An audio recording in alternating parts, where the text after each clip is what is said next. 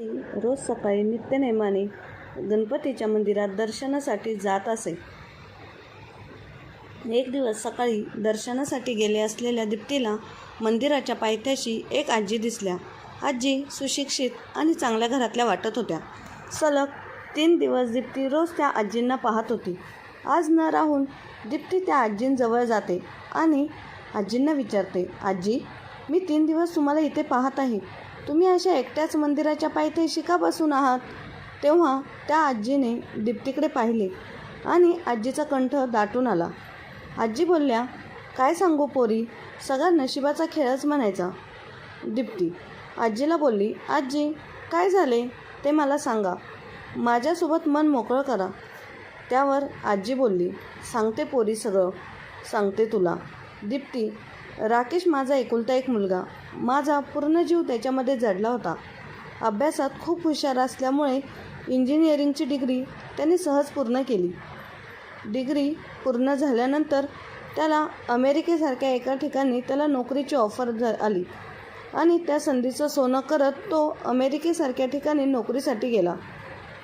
तो गेला आणि तो तिकडचाच झाला. राकेश तब्बल 7 वर्षांनी अमेरिकेमधून भारतामध्ये आला होता. मागच्या 7 वर्षामध्ये राकेशची कोणाशी गाठभेट झालेली नव्हती. 7 वर्षामध्ये त्याचे येणं जाणं देखील झालेलं नव्हतं. आणि या 7 वर्षामध्ये राकेशचे बाबा सगळ्यांना सोडून देवाघरी गेले होते. तेव्हा सुद्धा खूप अंतर असल्यामुळे राकेशला येणं शक्य झालं नव्हतं. म्हणून त्याला असं झालं होतं, कधी एकदा मी भारतामध्ये जाईन. राकेशचं विमान भारतामध्ये मुंबई विमानतळावर लँड झालं. कधी एकदा मी गावी जातोय असं त्याला झालं होतं.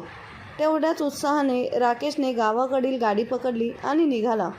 राकेशच्या आईला देखील माहीत नव्हतं राकेश येणार आहे. राकेशचं गाव एकदम खेडेगाव असल्यामुळे त्याचे 2 मित्र त्याला आणण्याकरता जवळच्या बसस्टॉपवर गेले. खूप दिवसांनी गावाकडे आल्यामुळे राकेशला वेगळाच एक आनंद होत होता. 2 मित्रांसमवेत तो आपल्या घरी पोहोचला. मनामध्ये खूप आनंद झाला होता. आता मला आई आणि बाबा भेटणार. त्याची आणि माझी तब्बल 7 वर्षांनी भेट झाली. गाडीचा आवाज आला म्हणून आई बाहेर पाहण्यासाठी आली. पाहते तर काय, समोर आपला मुलगा राकेश उभा आहे. त्याला पाहून आईचं काळीज भरून आलं आणि धावत परत जाऊन आपल्या मुलाला मिठी मारली. त्याची पापी घेतली. बाळा, कसा आहेस तू? किती दिवसानंतर भेटला. मला तब्येत किती कमी झालेली आहे. जरा खाण्यापिण्याकडे लक्ष का दिले नाहीस? असे एक नाही अनेक प्रश्न ती राकेशला विचारू लागली. आई, तू शांत हो. या सगळ्या प्रश्नांची उत्तरे द्यायला मी आता इथेच तर आहे. त्याआधी मला एक सांग, आई, बाबा कुठे आहेत आपले? आई 2 मिनटं शांत उभी राहिली. मित्रांना देखील प्रश्न पडला तर राकेशला काय उत्तर द्यावं. त्यावेळी आईने उत्तर दिलं. हाताचा इशारा करत भिंतीवरील लावलेल्या फ्रेमकडे बोट दाखवलं आणि भिंतीवरचा फोटो पाहून त्यांच्या पायाखालची जमीनच सरकली. आई, असं काय झालं की बाबा आपल्याला सोडून गेले आणि तू एकही शब्दाने मला सांगितले देखील नाही. का असं केलं तू? त्यावेळी मित्रांनी उत्तर दिलं, तुझी आई दररोज लोकांच्या बांधावरती कामाला जायची आणि बाबा घरीच असायचे. परंतु बाबा घरी असले तरी शांत बसत नव्हते. ते दारू पित होते आणि त्यामुळेच त्यांच्या दोन्ही बाजूच्या किडन्या खराब झाल्या आणि एक दिवस अचानक त्यांचा मृत्यू झाला. परंतु मृत्यू अशा प्रकारे झाला की त्यांची बॉडी साधी 1 दिवस ठेवू पण शकत नव्हतो. आणि तुला एवढ्या लांबून येण्यासाठी कमीत कमी 1.5 दिवस तर नक्कीच लागला असता. तुला आम्ही फोन देखील केला, परंतु तू बोलला येण्यासाठी फ्लाईट बुकिंग करावी लागेल आधी. एवढ्या लवकर येणे शक्य नाही आहे. त्यामुळे आम्हीच विचार केला, तुला बोलावण्यापेक्षा जे काही विधी आहेत ते आम्हीच करू. तुझ्या सगळ्या मित्रांनी मिळून तुझ्या बाबांचे सगळे विधी पार पाडले. आई बोलली, परंतु तू काळजी करू नको. तुझे बाबा गेल्यानंतर ना, तुझ्या सगळ्या मित्रांनी मला कधीही एकटं पडू दिलं नाही. हे सगळं ऐकून रितेशला खूप दुःख झालं. आई, आता तू काळजी करू नकोस. मी आलोय नाही ते. आता इथून पुढे मी आहे तुझी काळजी घ्यायला. तुला कधीही एकटे सोडणार नाही. हो बाळा. मला माहीत आहे आता तू मला कधीच एकटे सोडणार नाही. असं म्हणून दोघांनी एकमेकांना घट्ट मिठी मारली. काही दिवस सुट्टीसाठी रितेश गावीच राहिला. सुट्टी संपल्यानंतर रितेशचा जॉब आता मुंबईमध्ये होता. त्याने आईला सांगितलं, आई आता सध्या मी एकटाच मुंबईमध्ये जातो, तिकडे राहण्याची सोय करतो आणि त्यानंतर मग तुला घ्यायला येतो. आई देखील त्याला हो म्हणाली. तिचा देखील वय झालं होतं आणि एकांतवास आता तिला सहन होत नव्हता. तिला असं झालं होतं, कधी एकदा माझा मुलगा मला घ्यायला येणार आहे. आणि रितेशने सांगितल्याप्रमाणे तो आईला घेण्यासाठी आला.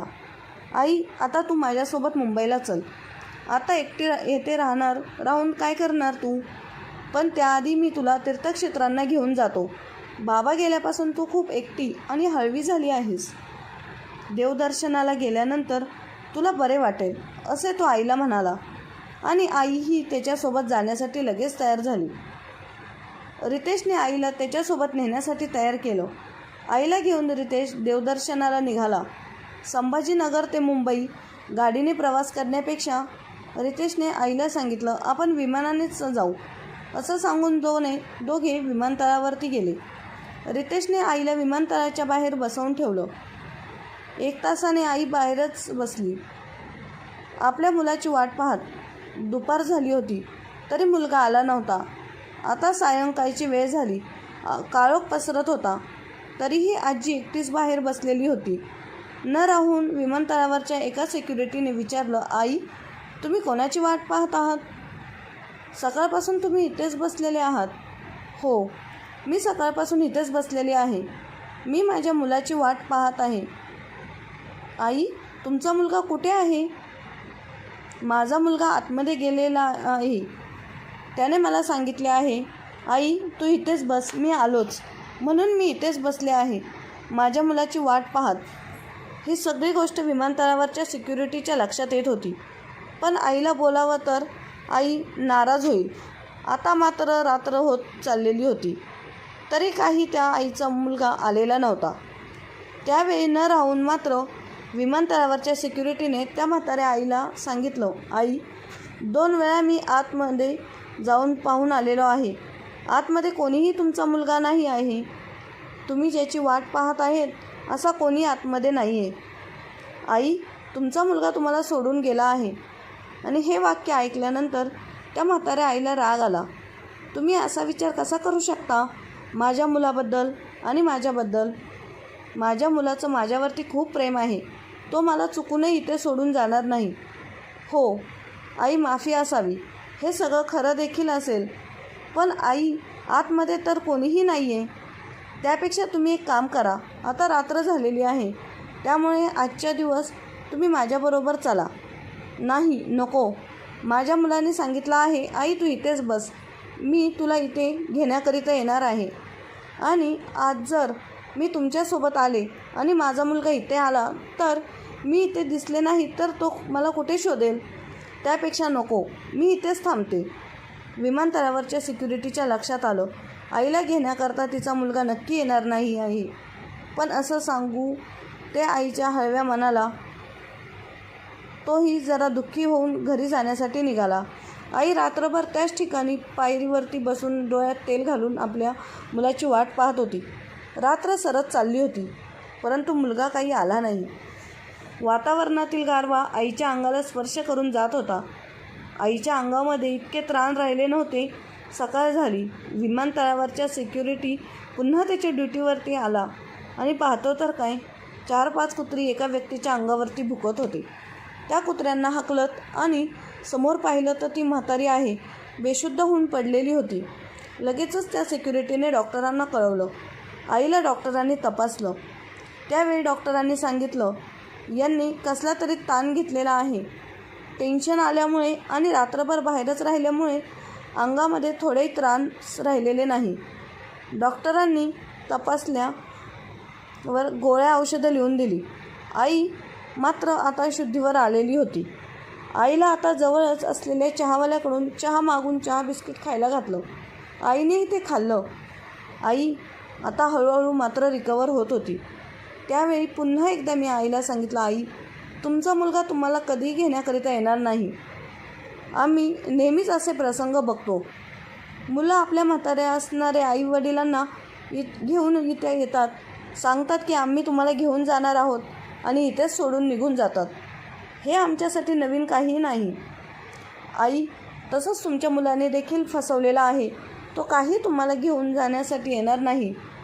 आता हळूहळू सगळा प्रसंग आईच्या लक्षामध्ये येत होता. आता मात्र हाताशी झालेली आई वेगळ्याच दुःखामध्ये जात होती. आई, तुमचं गाव कोणतं आहे? कुठे आहे मला सांगा, मी तुमच्या गावाकडे पोहोचवतो.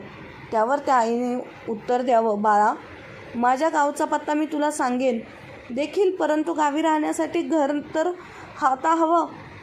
पण तेच घर माझं मुलाने विकलं आणि मला सांगितलं, आई, आता आपण मुंबईला राहणार आहोत, तर गावी येणार नाही, मग ते घर कशाला ठेवायचं? असं सांगून मुलाने घर देखील विकलं. आता मी गावी गेले तरी कोणाकडे राहणार? गावी असं माझं कोणीही नाही. मला या संपूर्ण जगामध्ये फक्त माझा एक मुलगा एकटाच होता. आता त्यांनीही मला अनाथ केलं आहे. माझा नवरा लवकरच सोडून मला देवाघरी गेला. राहिला होता तो फक्त मुलगा. आता त्याने मला सोडून दिलेलं आहे. आता मी पुढचे दिवस कसे काढू? हे सगळं आईची व्यथा ऐकल्यानंतर त्या माणसाच्या डोळ्यांमध्ये अश्रू आले. आई, तू काळजी करू नकोस, तुझी काहीतरी सोय मी करतो, असं बोलून तो माणूस जरा बाजूला गेला. विमानतळावरच्या सिक्युरिटीलाच म्हणजे आकाश आणि त्याच्या बायकोला प्रियाला फोन लावला. घडलेला सगळा प्रसंग प्रियाला सांगितला. प्रियाला देखील खूप वाईट वाटलं. प्रियाने आकाशला सांगितलं, तुम्ही त्या आईला आपल्याच घरी राहायला घेऊन या. दोघांमध्ये बोलणं झाल्यानंतर आकाश आईला विचारू लागला, आई, तू माझ्या घरी येशील का राहायला?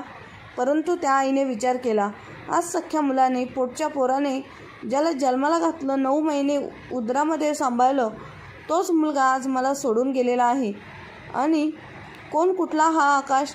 त्याच्या घरी मी कशी राहायला जाऊ? आणि जरी गेली तरी त्याच्या घरी त्याची बायको, मुलं, त्याचा संसार असेल. त्यांना आवडणारे काम मी तिथे गेली, हे सगळं मनामध्ये येत होतं. आईने उत्तर दिलं, नाही आकाश, मी नाही येऊ शकत तुझ्यासोबत. तुझ्या घरी तुझा संसार, मुलं बाळं आहे, त्यात माझी कशाला तू अडचण घेऊन जातो आहे? आईने स्पष्ट शब्दात आकाशला नकार दिला. आई काही ऐकून घ्यायला तयार नव्हती. म्हणून आकाशने प्रियाला फोन केला आणि प्रियाला सांगितलं, आईला घेण्यासाठी बोलवलं. प्रिया आईला घेण्यासाठी आली.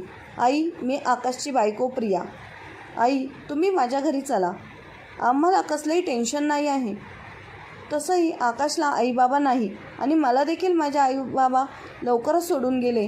त्यामुळे तू चल ना आमच्या घरी राहण्यासाठी. देवानेच पाठवलेली आहेस तू आमची, चल. असं म्हणून प्रियाच्या विनंतीला मान देऊन ती म्हातारी आई आकाश आणि प्रियाच्या घरी राहण्यासाठी गेली. आकाश आणि प्रियाचे घर तसं लहानसं होतं, परंतु मन मोठं असल्यामुळे म्हातारी आई त्यांच्यामध्ये राहत होती. आकाशची 2 लहान मुलं त्या म्हाताऱ्या आईला आजी आजी करत मागे मागे फिरत होती. आजीचं देखील मन तिथे रमलं. तिला देखील त्या वातावरणामध्ये आनंद मिळू लागला. आकाशची नोकरी एका विमानतळावरच्या सिक्युरिटीशी होती. अगदी कमी पगाराची नोकरी. ते आजीच्या लक्षामध्ये येत होतं. त्यामध्ये खाणारी तोंड 4 आणि त्यात वाढलेली मी 5वी.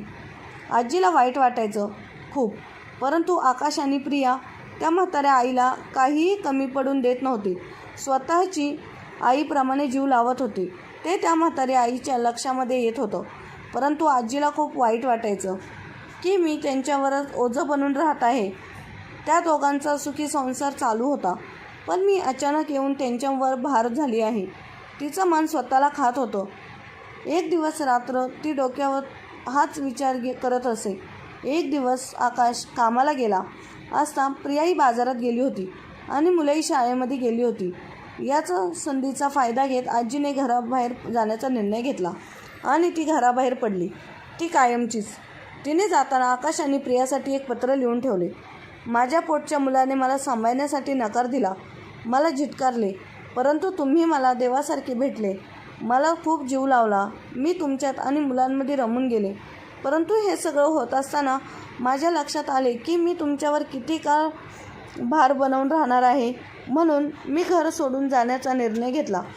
मला माहिती आहे हे ऐकून तुम्हाला खूप दुःख होईल, परंतु वाईट वाटून घेऊ नका. मी जे केलं आहे ते योग्यच आहे आपल्यासाठी. आजी आकाश आणि प्रियाच्या शहरापासून खूप दूर निघून जाते, खेडेगावात. तिथेच तिला गणपतीचे मंदिर दिसते आणि त्या मंदिराच्या आसऱ्याला ती जाते आणि मनात ठरविते, देवाच्या पायथ्याशीच माझे उरलेले आयुष्य मी काढेल.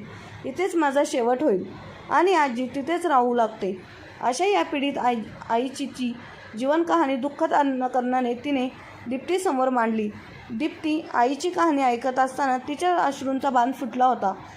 तिला रडू कोसळले आणि ती आजीला बोलली, आजी तुम्ही माझ्या घरी चला, मी सांभाळ करते तुमचा. परंतु आजीने क्षणाचाही विलंब न करता सांगितले, नाही पोरी, आता हेच माझे घर, आता हेच माझे विश्व. आता कोणत्याच मोह मायेत मला अडकायचे नाही. तू जा. असे बोलून आजी देवाच्या सेवेत विलीन होऊन जाते. तात्पर्य: लहानपणी आईचं धरलेलं बोट सोडून तिचं बाळ 5 मिनिटंही कुठे गेलं तर तिचा जीव कासावीस होत असे आणि त्यात जन्म दिलेली आईला तुम्ही सहजपणे मंदिरात, वृद्धाश्रमात, विमानतळावर सोडून जेव्हा जाता तेव्हा कसं काही वाटत नाही तुमच्या मनाला? कथा आवडली असल्यास चॅनलला लाईक, शेअर आणि सबस्क्राईब नक्की करा.